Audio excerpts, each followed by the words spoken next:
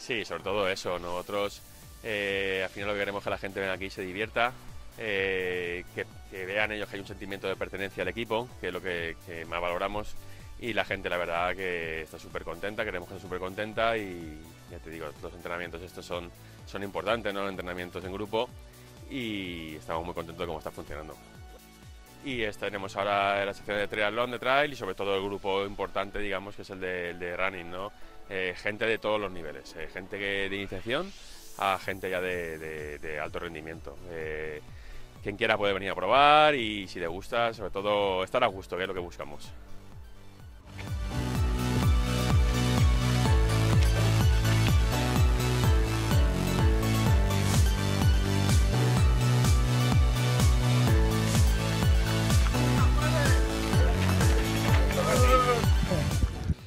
Eso vamos a intentar, ¿sabes qué pasa? Que cuando surgió el boom de la inscripción al Maratón de París nos apuntamos muchísimos y lo que vamos a intentar es volver a levantar el ánimo y juntar a esas 40, 50 maratonianos que queremos llevar a París, más los familiares, y crear allí una pequeña comunidad ese día allí en la ciudad del amor.